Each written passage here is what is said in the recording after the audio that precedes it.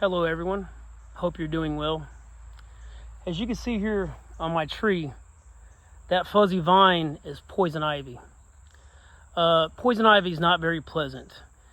You can't escape it though, it's everywhere in nature. When you go to the park, if you go out hiking, if you're an outdoors person, you recognize that poison ivy is everywhere. So the best thing you could do, instead of trying to get rid of it all, which you can't, that's impossible, you need to avoid it. You need to be aware of it, be able to identify it, walk around it, avoid it. That got me thinking about something, and that's one of my biggest weaknesses. My biggest weakness is probably rumination. Now, rumination, if you don't know what that is, though you probably clicked on this video because you're suffering from it yourself. Rumination is where you get some tiny little minuscule negative thought in your head. It can be about anything, serious or not so serious.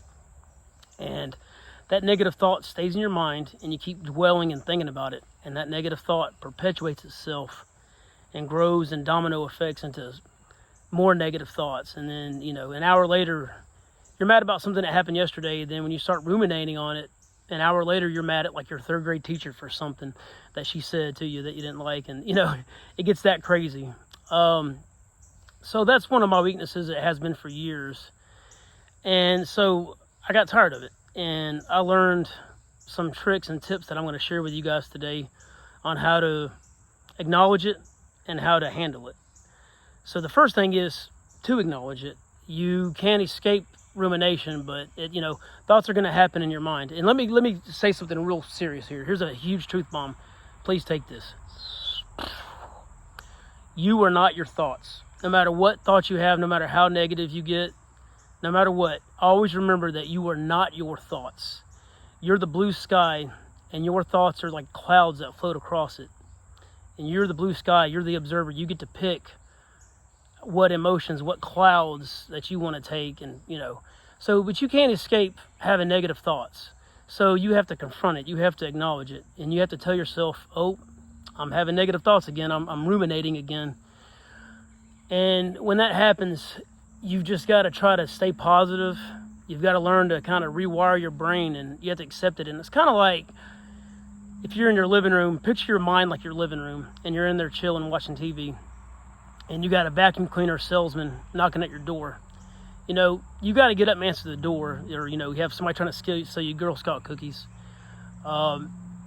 You got to go answer the door. You can acknowledge that person there and just say, hey, I see you.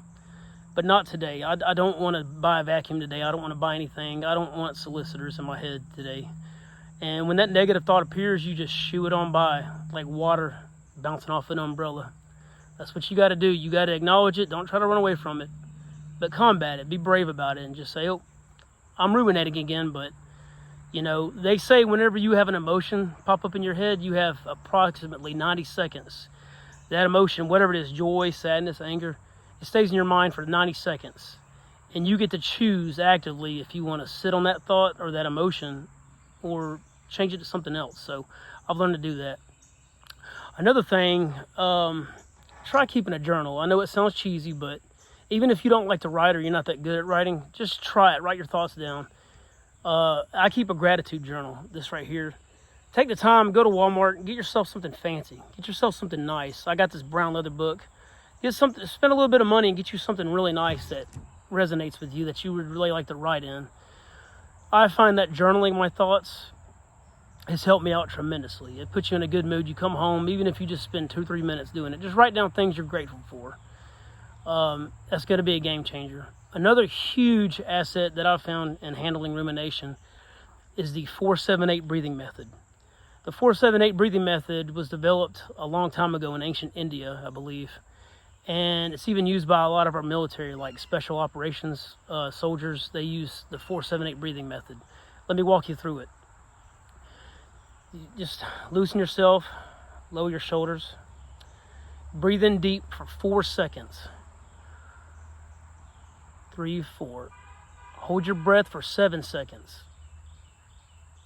After holding your breath for 7 seconds, slowly exhale for 8 seconds. You do this for a couple of minutes. In for 4, hold your breath for 7, exhale for 8 seconds. That's going to help you out a lot. you're going to be like one of those yogis sitting in the Himalaya mountains, Indian style, on a rug. I mean, it's going to put you in a good place.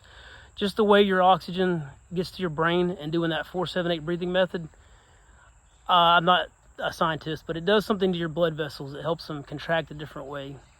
And I do that 4-7-8 breathing method all day long when I'm driving, when I'm at work, and even when I'm in a good mood and there's no rumination. That breathing method is going to put you in a good, comfortable place. You're going to get some good oxygen to your brain. So, like I said, keep a gratitude journal, 4-7-8 breathing method. Acknowledge it. Don't run away from it. And, like poison ivy, you just got to learn to avoid it. You have to acknowledge negative thoughts are going to happen in my head. That poison ivy is going to happen in the garden of my mind. And do the best you can to just ignore it. Acknowledge it there. Don't run away from it. Don't try to attack it with a blowtorch.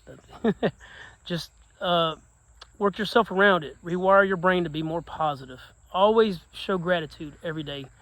During good times and bad, always express gratitude for everything you're thankful for. And focus on that. And also, one other thing that helps me out is to focus on goals. Every day when you wake up, start your morning in a good mood. There's a guy that says, you make the day, don't let the day make you. When you wake up first thing in the morning and you make your coffee, just be in a very positive, just make yourself be positive, however you're feeling. Eat a good breakfast, drink a lot of water. I know that's cheesy, and set yourself 3 goals for the day. Tell yourself, when I get home today, I'm going to cut the grass. I'm going to go play Uno cards with my kids. I'm going to read 5 pages of a book I've been on for 6 months. Just set 3 little goals. It doesn't have to be anything serious. You're not like some bank CEO. Just make yourself 3 little goals to be proud of. And when you do those, that's going to help you stay positive and focus on that. I can go on and on. I'll kind of make it short and sweet. But you're not alone in your rumination. It happens to all of us. It happens to the best of us. We're so smart sometimes, not bragging, but your head gets ahead of itself, and you got to learn how to slow down, have a bird's eye view, and just chill and just fight that rumination. Anyway, that's all I got for today. And remember, the more at peace you are with your mind, the more you can open your heart. Thank you.